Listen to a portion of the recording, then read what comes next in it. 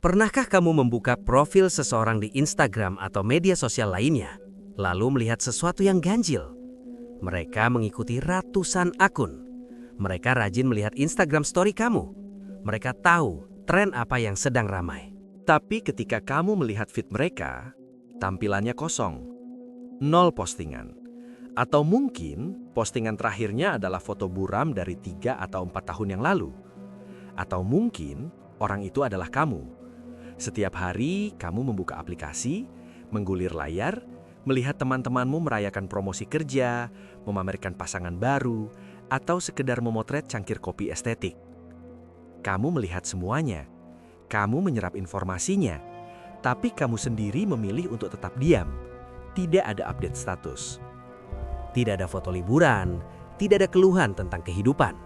Seringkali muncul pertanyaan dari orang-orang di sekitarmu. Atau bahkan pertanyaan itu muncul dari dalam dirimu sendiri. Kenapa? Kenapa kamu tidak ingin terlihat? Di era di mana eksistensi seseorang seringkali diukur dari seberapa sering wajahnya muncul di layar, memilih untuk menjadi tidak terlihat rasanya seperti sebuah anomali. Rasanya seperti datang ke sebuah pesta yang sangat meriah, tapi kamu memilih berdiri di sudut ruangan yang paling gelap, mengamati semua orang berdansa tanpa berniat untuk ikut turun ke lantai dansa. Dan perasaan itu terkadang membingungkan. Apakah ini tanda ketidakpercayaan diri? Apakah ini bentuk kesombongan? Atau ada sesuatu yang jauh lebih kompleks yang sedang terjadi di dalam sistem kognitifmu? Sebelum kita bedah isi kepalamu lebih dalam, saya ingin kamu tahu satu hal. Kamu tidak sendirian. Dan yang lebih penting, kamu tidak aneh.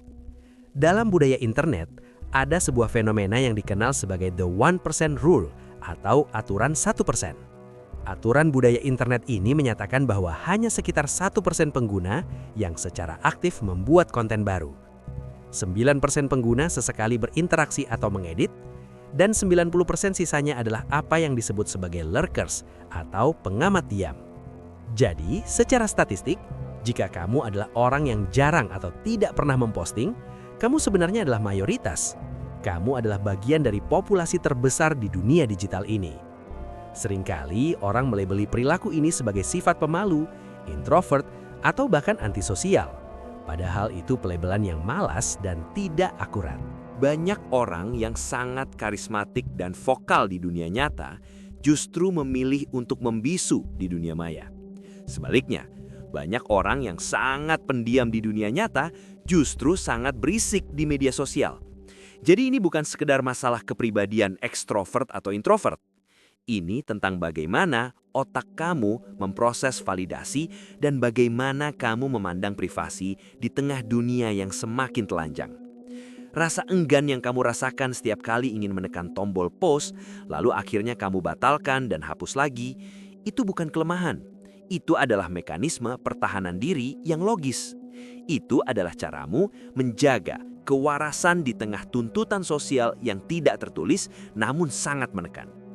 Mari kita bahas alasan ilmiahnya. Kenapa menahan diri untuk tidak memposting terasa lebih nyaman buatmu? Psikologi memiliki penjelasan yang menarik soal ini.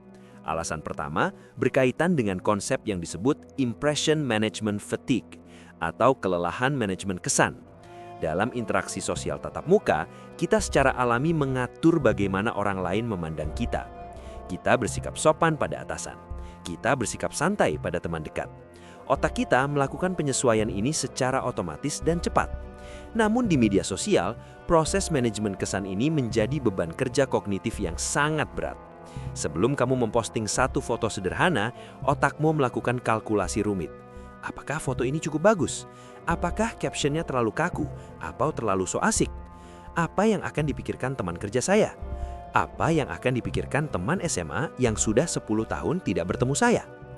Bagi sebagian orang, proses kurasi ini melelahkan. Ini adalah pekerjaan tambahan. Orang-orang yang memilih untuk tidak memposting seringkali mengalami kelelahan mental akibat kalkulasi ini. Kamu sadar bahwa memposting sesuatu berarti menciptakan sebuah identitas digital atau avatar yang harus terus-menerus dirawat. Begitu kamu memposting pencapaian, kamu menciptakan standar. Dan secara tidak sadar, kamu merasa harus mempertahankan atau melampaui standar itu di postingan berikutnya. Orang yang tidak memposting, sadar atau tidak, sedang menolak beban kerja ini. Kamu memilih efisiensi energi mental. Kamu menolak untuk bekerja bagi algoritma. Selanjutnya ada faktor psikologis yang disebut the spotlight effect. Ini adalah bias kognitif di mana kita cenderung percaya bahwa orang lain memperhatikan kita jauh lebih intens daripada kenyataannya. Bagi orang yang jarang memposting, bias ini seringkali bekerja dengan cara yang membuat cemas. Kamu memiliki sensitivitas tinggi terhadap social risk atau risiko sosial. Kamu mungkin berpikir, kalau saya posting pendapat ini, nanti ada yang tersinggung. Atau kalau saya posting foto ini, nanti dibilang pamer. Kecemasan akan penghakiman ini, atau fear of negative evaluation, membuatmu mengambil langkah paling aman, tidak melakukan apa-apa.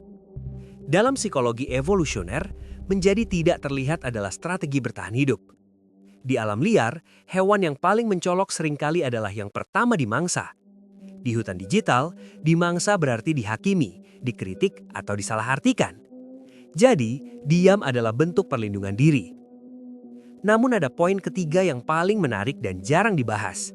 Ini tentang bagaimana memori bekerja. Ada sebuah studi dari psikolog Linda Henkel yang memperkenalkan istilah photo taking impairment effect.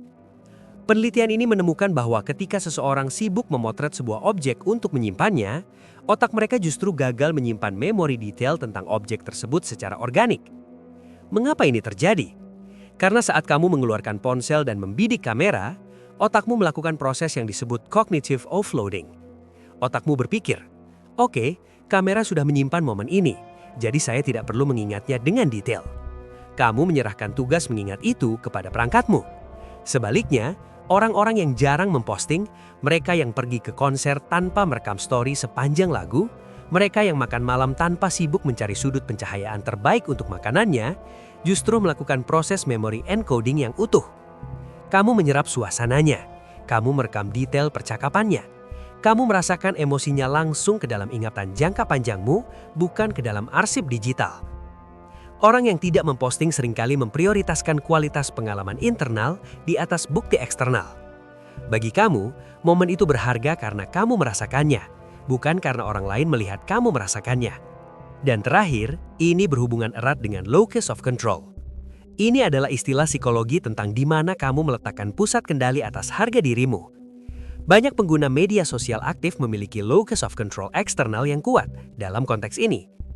Kebahagiaan mereka sedikit banyak dipengaruhi oleh respons luar. Berapa banyak like, berapa banyak komentar, bagaimana reaksi orang. Sementara mereka yang nyaman dalam keheningan digital seringkali memiliki locus of control internal. Validasi kamu datang dari dalam. Kamu tahu kamu bahagia. Kamu tahu kamu sukses. Kamu tahu kamu sedang menikmati hidup. Dan pengetahuan itu sudah cukup buatmu. Kamu tidak butuh stempel persetujuan dari audiens untuk membuat pengalamanmu menjadi nyata. Lalu, bagaimana kita menempatkan pemahaman ini dalam kehidupan sehari-hari?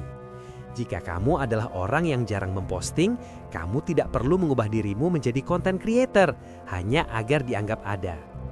Namun, penting untuk memastikan bahwa diamnya kamu berasal dari kedamaian, bukan dari ketakutan. Jika kamu diam karena takut dihakimi, fear of judgment, itu bisa menghambat ekspresi dirimu. Tapi jika kamu diam karena pilihan sadar, intentional silence, itu adalah kekuatan. Kamu bisa mulai memandang ketidakhadiranmu di media sosial sebagai sebuah bentuk kemewahan baru. Di dunia marketing, ada konsep scarcity atau kelangkaan. Sesuatu yang langka nilainya akan naik. Dengan tidak membagikan kehidupanmu secara publik dan massal, kamu membuat akses terhadap dirimu menjadi eksklusif. Pikirkan ini. Ketika kamu menceritakan kabar bahagiamu kepada seorang teman secara langsung, cerita itu terasa jauh lebih intim dan berharga karena kamu belum menyiarkannya ke 1.000 orang di Instagram Story. Temanmu merasa dihargai karena dia mendapatkan akses VIP ke dalam hidupmu. Ini disebut intimacy depth. Hubungan yang dibangun di atas percakapan langsung seringkali lebih kuat secara emosional dibandingkan hubungan yang dibangun di atas reaksi tombol like. Jadi, berdamailah dengan cara hidupmu ini.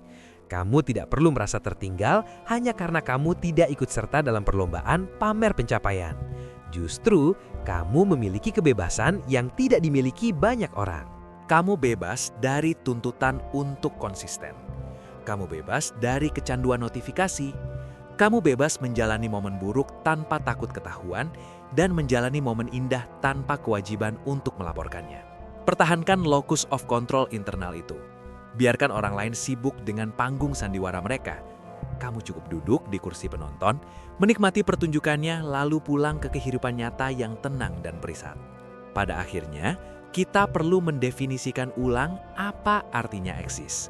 Zaman sekarang, kita sering lupa bahwa terlihat tidak sama dengan hidup.